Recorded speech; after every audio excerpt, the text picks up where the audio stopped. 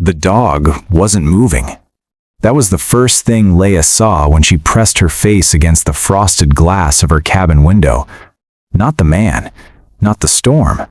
The dog, a large German shepherd, lying collapsed in the snow at the edge of her porch, his dark fur dusted white, his body barely rising and falling with each shallow breath. The man beside him was on his knees, in the middle of a blizzard, on her porch, on his knees in the snow. Rex. His voice came through the door, rough and broken and barely audible above the wind. Come on, buddy. Stay with me. Stay with me. Leia's grip tightened around the fire poker in her hand. She had lived alone in this cabin for 2 years. She had learned, the hard way, not to open doors for strangers. Not at night, not in storms, not ever. But the dog wasn't moving. And the man wasn't pounding on the door, wasn't demanding anything, wasn't threatening.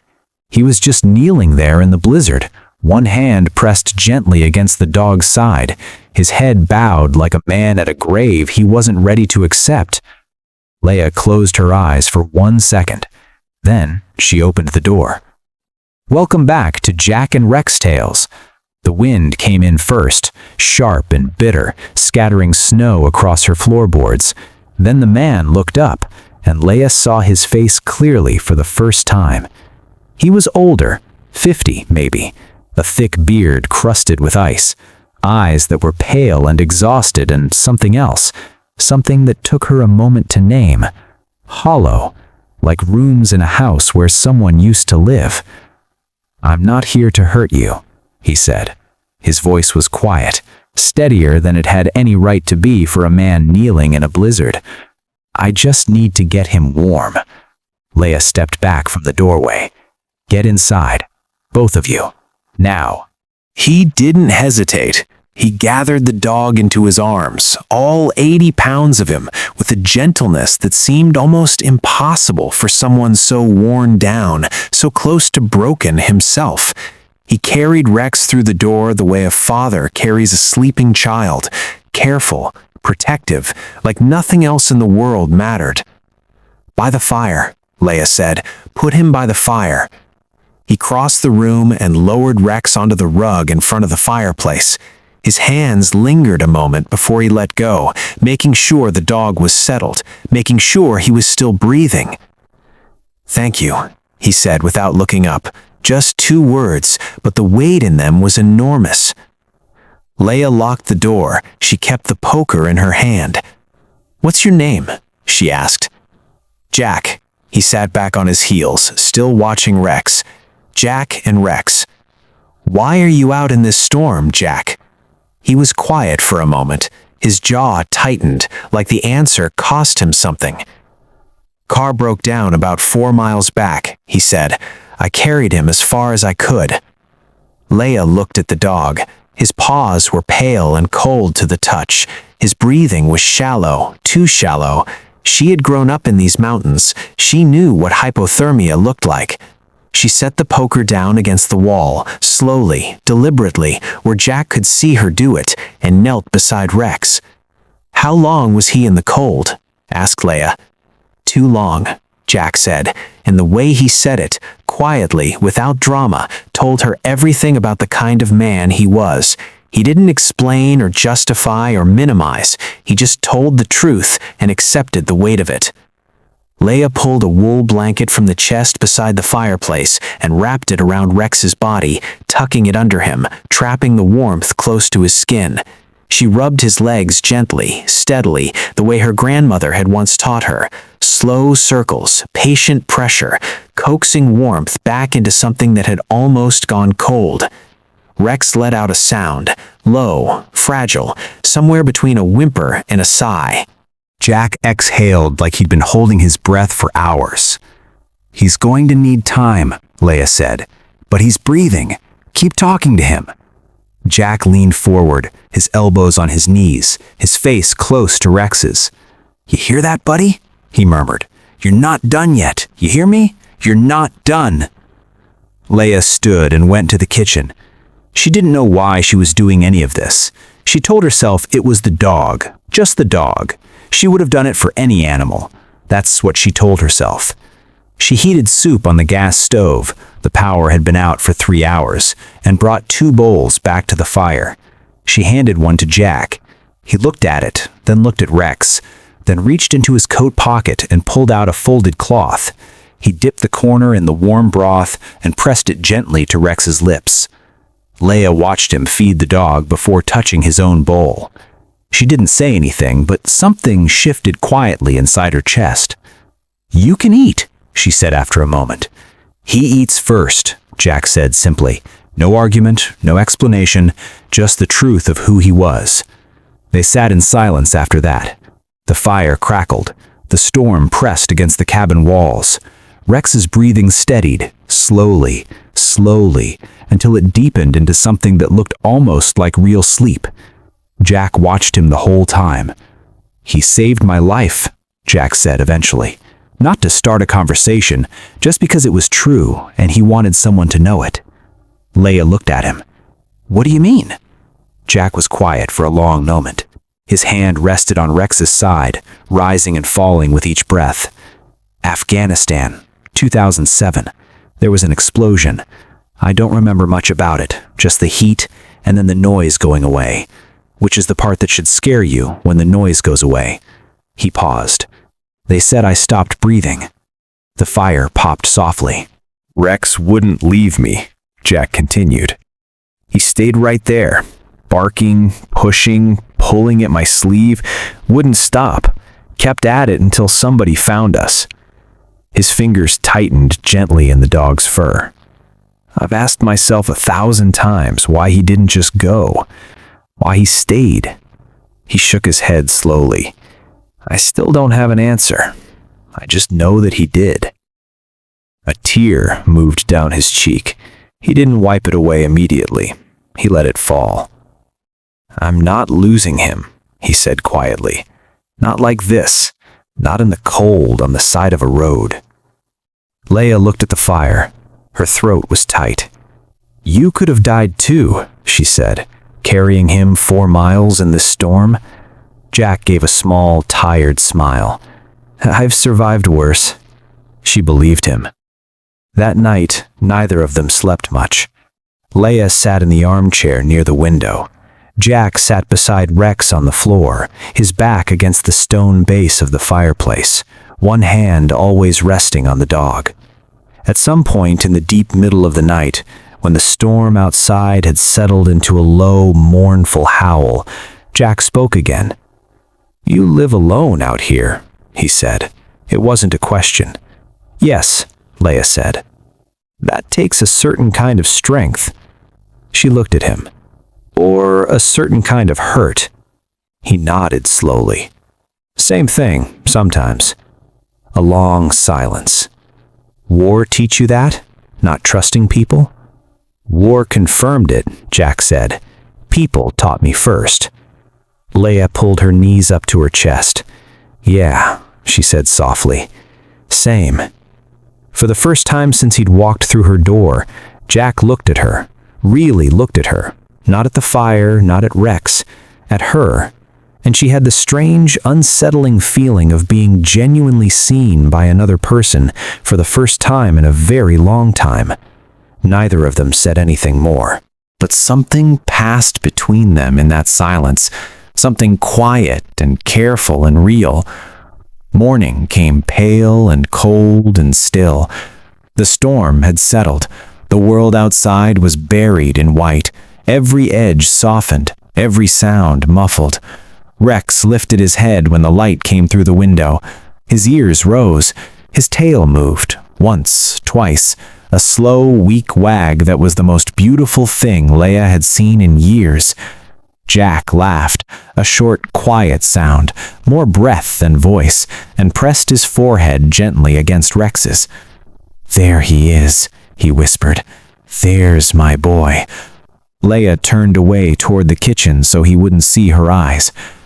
An hour later, Jack stood at the door with Rex beside him, still slow, still careful on his legs, but upright, alive. Leia pressed a bag into Jack's hands. Food, water, an extra blanket she'd folded tight. "For him," she said quickly before he could object. Jack took it. He held it for a moment, like it was heavier than it looked. "Thank you," he said, "for opening the door." Then he stepped out into the snow, and Rex walked slowly beside him, and Leia stood in the doorway and watched them until the tree line swallowed them, and there was nothing left but white. She closed the door. The cabin had never felt so quiet. 6 weeks passed. The storm that hit Leia's life in those weeks was quieter than the blizzard, but colder. She lost her job. Bills she'd been keeping at bay finally broke through. The pantry ran low. Some mornings she sat at the table with her coffee and simply stared at the wall and tried to remember what she was working toward. Then the letter came. Handwritten, the envelope plain and small. Inside, the words careful and steady and unhurried, the handwriting of a man who thought before he wrote. "I don't know if this reaches you. I hope it does. I wanted you to know that Rex is well. Eating too much, if I'm honest. I also wanted to say something I didn't say right that morning. What you did, opening that door, it wasn't a small thing. Not for a person like you, and not for a person like me. I haven't felt like I was home anywhere in a long time. That night, I did. I thought you should know that.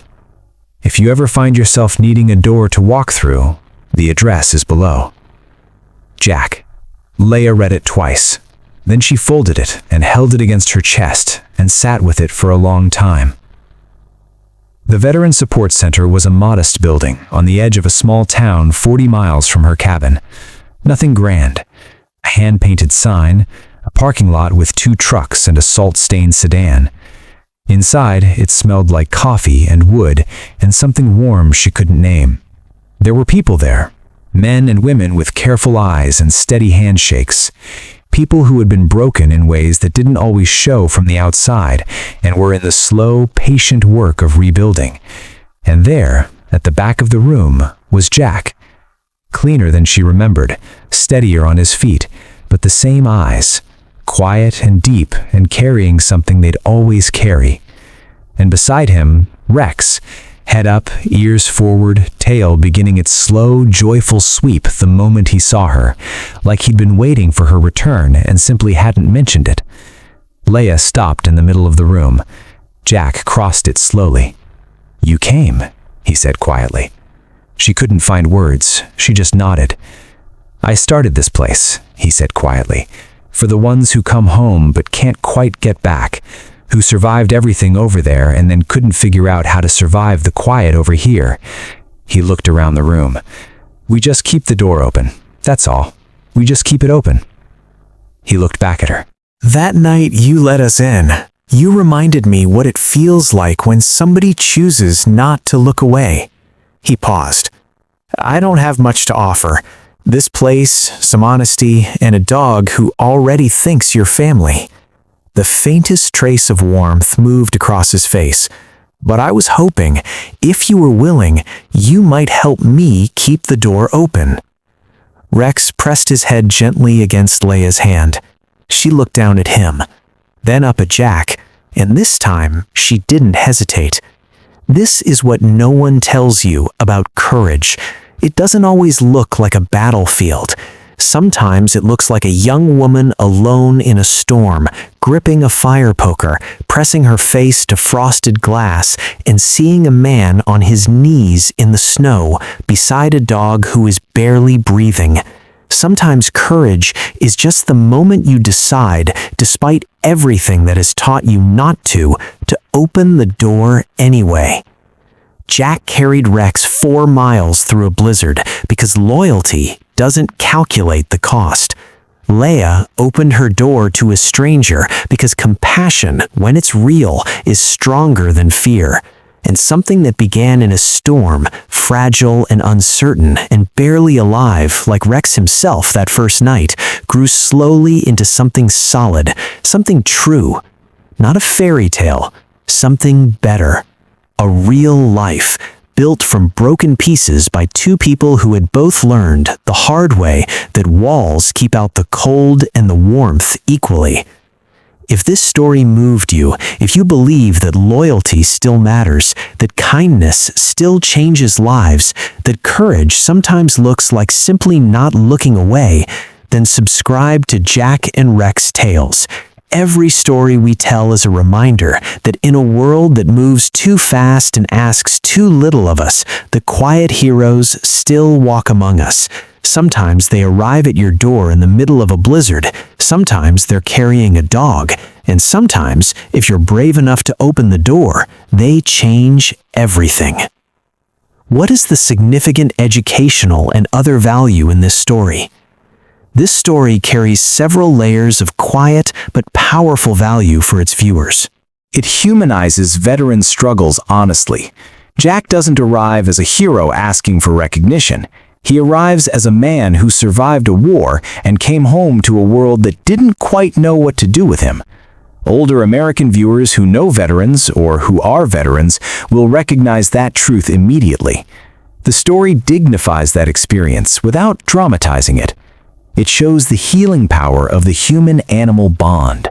Rex is not a prop or a plot device. He is the reason Leia opens the door, the reason Jack is still alive, and the emotional thread that connects two broken people.